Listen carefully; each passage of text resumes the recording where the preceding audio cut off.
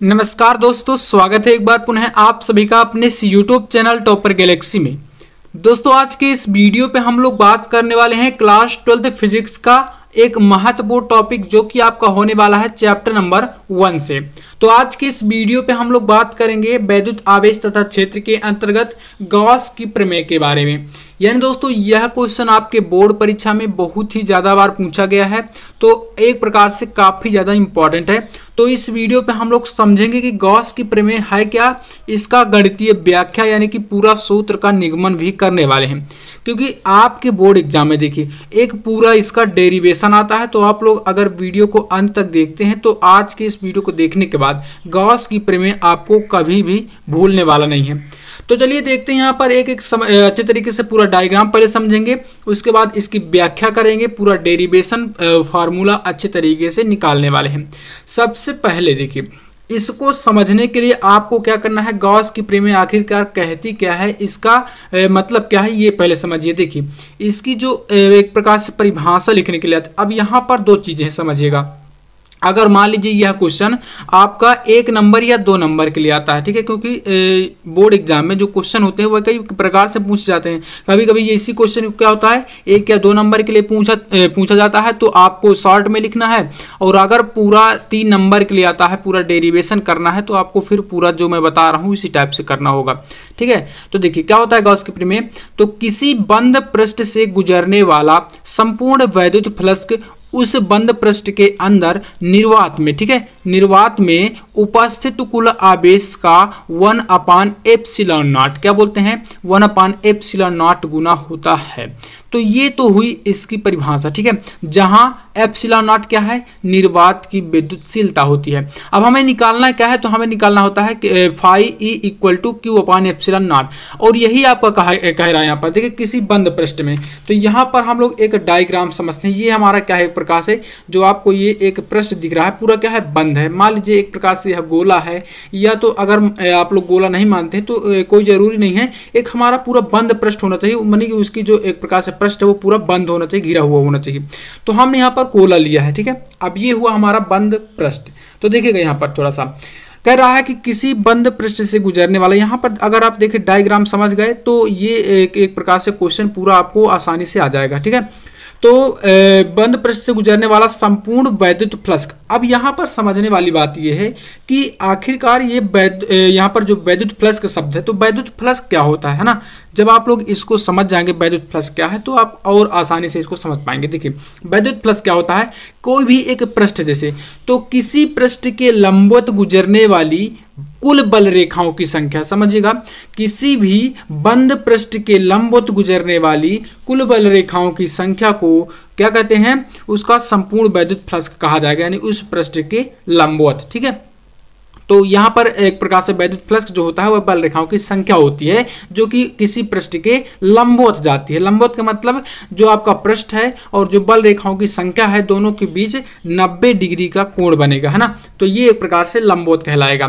तो अब यहाँ पर ये हुआ इसका एक प्रकार से डायग्राम। अब इसमें देखते हैं, यहाँ पर इसका हम लोग यहाँ पर मानते हैं कि हमारा यहाँ पर एक इसकी जो रेडियस होगी वह कितनी होगी, r हो जाएगी। त्रिज्या क्या है, r है, तो ये हम लोग यहाँ पर r लिख दिए, त्रिज्या, ठीक है। अब इसके बाद क्या करना है आपको, यहाँ पर आपका इस पृष्ठ के जो केंद्र है इस पर आपका Q आवेश रखा हुआ है। क्या रखा है, Q आवेश। यहाँ पर इस केंद्र को हम लोग यहाँ पर नाम दे देते हैं O, ठीक है, क्या देते हैं O, और इसी केंद्र पर आपका Q आवेश रखा हुआ है ना। अब यहाँ पर क्या करेंगे, इससे आपका एक रेखा यहाँ पर खींचेंगे, ठीक है, एक रेखा यहाँ पर खींचेंगे इस प्रकार से, जो कि आपका यहाँ पर विद्युत क्षेत्र की तीव्रता को दर्शाएगा और जो कि आपकी होगी वेक्टर E, ठीक है। अब ये हमारा हो गया, और यहाँ पर हम लोग एक अल्पांश लेते हैं, ठीक है, एक अल्प पृष्ठ या अल्पांश लेंगे यहाँ पर, ठीक है।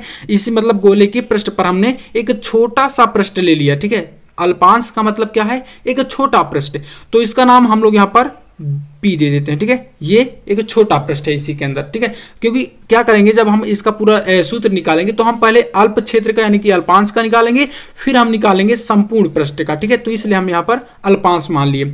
अब ये हमारा हो गया। अब इसके बाद हम लोग अल्पांश को क्या यहाँ पर नाम देंगे, तो अल्पांश को हम लोग यहाँ पर ds दे देते हैं, ठीक है, वेक्टर ds। ये आपका अल्पांश का हमने यहाँ पर प्रदर्शित किया वेक्टर ds से। अब देखिए अल्पांश की और जो आपका यहाँ पर विद्युत क्षेत्र की तीव्रता है, दोनों की जो दिशा दिशा है वह क्या है, सेम होगी। ठीक है, दोनों एक ही दिशा में होने वाले हैं। अब देखिए अगर इन दोनों की दिशा दोस्तों हमारी क्या होगी, सेम होगी, तो क्या होता है, यहाँ पर इस प्रकार से इसको आप दे दीजिए। अब देखिए क्या होता है, अगर हमारी दोनों की इनकी दिशा जो सेम है तो अगर इनके बीच का जो कोण होगा वह भी क्या होगा, 0 डिग्री होगा। क्योंकि देखिए अगर हमारी दो रेखाएं एक ही दिशा में जा रही हैं, ठीक है, दो रेखाएं एक ही दिशा में जा रही हैं, तो इनके बीच का जो एंगल आपका कितना है, दोनों के बीच का 0 डिग्री का कोण बनेगा। ठीक है, तो इसलिए दोनों की दिशा सेम है तो इनके बीच का जो कोण होगा थीटा, ठीक है, थीटा जो होगा वह क्या होगा, 0 डिग्री होगा। तो इतना आपको चित्र में समझना है। बाकी इसके बाद हम चलिए इसकी जो है गणितीय व्याख्या करते हैं और चित्र आप लोग समझ ही गए होंगे। ठीक है, तो गणितीय व्याख्या में आप क्या करेंगे, यहाँ पर लिखेंगे, क्या लिखना है, जो मैंने अभी आपको चित्र में समझाया बस वही आपको लिख देना है। हमने यहाँ पर क्या लिखा, माना कोई बिंदु आवेश Q किसी गोले के केंद्र O पर रखा है। अब हमने यहाँ पर क्या बनाया कि हमारा कोई Q आवेश जो है किसी गोले के केंद्र O पर रखा हुआ, तो ये हमारा Q आवेश यहाँ पर गोले का केंद्र O है और इसी पर रखा हुआ। सेम यहाँ पर हमने इतना ही लिख दिया। बस आपको समझ लेना है और अपने हिसाब से लिख देना, कोई जरूरी नहीं है कि आप मतलब किसी चीज को रट के लिखें। ठीक है, इसमें यही चीज होती है। इसके बाद लिखना है गोले की त्रिज्या R है। ठीक है, गोले की त्रिज्या जो रेडियस है वह क्या है आपकी, गोले की त्रिज्या R है। अब देखिए इसके बाद तब गोले के पृष्ठ पर स्थित बिंदु P पर तीव्रता। तो अब हमें इसके बाद बताना है कि जो गोले का पृष्ठ है यहाँ पर बिंदु P हमने जो अल्पांश माना है, इस पर जो आपकी तीव्रता होगी वह कितनी होने वाली है। तो ये देखिए जो तीव्रता का फार्मूला होता है वह आपका क्या होता है, तो तीव्रता का फार्मूला आपका होता है E बराबर, ठीक है, क्या होता है, E बराबर, तो आपको लिखना है E इक्वल क्या होता है, 1/4 pi epsilon not Q upon Q क्या है आपका, जो गोले के केंद्र पर आपका आवेश रखा है Q, वो आपका Q हो जाएगा और इसकी रेडियस का आपका R का स्क्वायर हो जाएगा, त्रिज्या का स्क्वायर। ठीक है, तो ये हमारा हुआ जो है गोले के पृष्ठ पर स्थित जो बिंदु P है उस पर तीव्रता का फॉर्मूला। इसे आप दे दीजिए समीकरण नंबर 1। ठीक है, इतना आपको कर देना, इतना तो आप कर सकते हैं ना। तो ये हमारा जो बिंदु P है यहाँ पर जो विद्युत क्षेत्र की तीव्रता है, इसका आपका यहाँ पर फार्मूला हो गया 1/4 pi epsilon not Q upon R square. इतना आपने कर दिया। नेक्स्ट इसके बाद देखिए क्या करना है, इसके बाद लिखना है बंद पृष्ठ पर एक अल्पांश ds की कल्पना करते हैं, जो कि हमने यहाँ पर मान लिया है पहले से। बस आपको थोड़ा सा भाषा तो बतानी पड़ेगी, क्योंकि आपका अच्छे तरीके से अगर एक्सप्लेन करना है तो लैंग्वेज आपको लिखना पड़ेगा। तो हमने यहाँ पर क्या लिखा, जो अल्पांश हमने माना है ds, वही हमने यहाँ पर लिख दिया कि हमने एक बंद पृष्ठ पर अल्पांश ds की कल्पना की है या माना है। ठीक है, जिससे गुजरने वाला वैद्युत फ्लक्स, और वैद्युत फ्लक्स क्या होता है, तो ये आपकी बल रेखाओं की संख्या होती है जो पृष्ठ के लंबवत गुजरती है।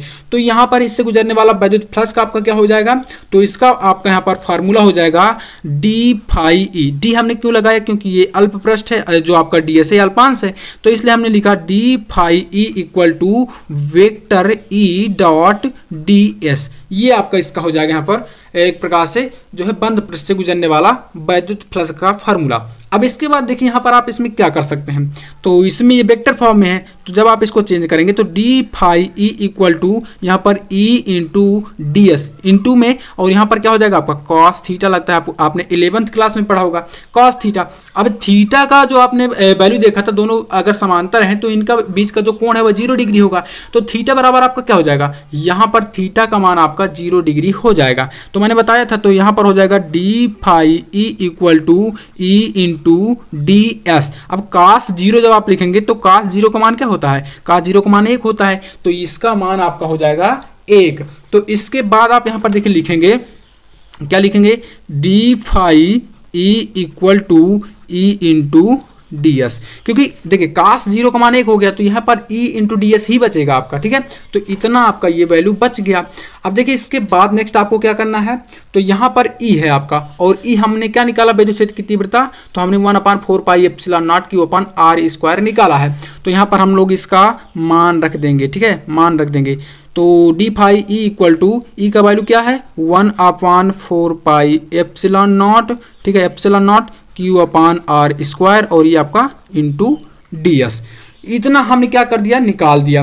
अब इसको हम लोग क्या कर सकते हैं, यहाँ पर समीकरण नंबर 2 मान सकते हैं। ठीक है, इतना करने के बाद अब देखिए आपको करना क्या है, जो गोला है गोले के पृष्ठ से गुजरने वाला संपूर्ण वैद्युत फ्लक्स निकालना है। ये आपका जो निकला है किसके लिए है, ये आपका एक अल्प पृष्ठ के लिए, जो हमने अल्पांश माना है इसके लिए अभी आपका निकला है, ठीक है, अल्प पृष्ठ के लिए निकला है ये, ठीक है। हमें चाहिए क्या, हमें चाहिए पूरे बंद पृष्ठ के लिए, संपूर्ण बंद पृष्ठ के लिए। तो जब हमें संपूर्ण के लिए चाहिए होता है तो हम क्या करते हैं, समाकलन करा देते हैं दोस्तों, क्या करते हैं, समाकलन करा देंगे। तो बस इसी का हम लोग करा देंगे समाकलन, तो हमारा यहां पर निकल के आएगा संपूर्ण बंद पृष्ठ के लिए। तो क्या करेंगे, यहां पर आपका समाकलन का साइन ऐसा होता है, चिन्ह जो होता है इस प्रकार से होता है, और बंद पृष्ठ के लिए निकालना तो इस प्रकार का साइन आपको कर देना, बंद पृष्ठ, ठीक है। तो यहां पर डी फाई ई इधर का आपका बराबर इधर का आपका इस प्रकार से बंद पृष्ठ, और 1/4 pi epsilon not Q/r² into ds, इतना हो गया। अब इसके बाद क्या होगा, डी फाई ई का जो आपका हो जाएगा, तो ये आपका फाई ई हो जाता है, आपको फॉर्मूला पता ही होगा, और इधर आपका ये कॉमन हो जाएगा 1/4 pi epsilon not Q/r² common, और यहाँ पर बंद पृष्ठ आपका ds, इतना बचा। अब इतने के बाद आपको पता होगा जो गोले का पृष्ठीय क्षेत्रफल होता है, हमने यहाँ पर जो पृष्ठ लिया है वह गोले के रूप में है, गोले के रूप में है, तो गोले का पृष्ठीय क्षेत्रफल आपको पता ही होता है, क्या होता है, 4πr² होता है। तो ठीक है, तो यहाँ पर इसका जो मान हो जाएगा वो आपका 4πr² के बराबर हो जाएगा। जब इतना हो जाएगा तो फाई ई बराबर 1/4 पाई एप्सिलॉन नॉट और Q/r², और इसकी वैल्यू आपकी हो जाएगी इंटू या गुणे में करके 4πr², ठीक है। तो इतना तो आप समझ गए होंगे। ये आपका जो ds है ये आपका अल्पांश एक अल्प क्षेत्र है जो हमने माना था, और इसका आपका पृष्ठीय क्षेत्रफल हो जाएगा गोले के रूप में है, तो 4πr²। तो 4π से 4π कैंसिल, r² से r² कैंसिल, हमारा बचेगा क्या, तो हमारा बच जाएगा फाई ई बराबर Q/ ये हो जाएगा एप्सिलॉन नॉट, और यही आपको सिद्ध करना था, यही आपका गॉस की प्रमेय का फॉर्मूला हो जाएगा, या फाइनल आंसर हो जाएगा, या गॉस की प्रमेय के सूत्र का निगमन हो जाएगा। तो इतना आपको करा देना, ठीक है। तो देखिए इसमें बहुत ही सिंपल तरीके से आपको हिंदी में बताई है, और इसी प्रकार से आपको सारी चीजें जो है यहाँ पर व्यक्त करना है। तो आई होप आपको ये वीडियो काफी पसंद आया होगा, अगर पसंद आए तो लाइक कर देना, और फिजिक्स की, केमिस्ट्री की, बायोलॉजी, हिंदी, इंग्लिश संपूर्ण विषयों की अच्छे तरीके से तैयारी करने के लिए चैनल को भी सब्सक्राइब कर लीजिएगा। मैं आपसे मिलता हूँ नेक्स्ट वीडियो में, तब तक के लिए जय हिंद, वंदे मातरम।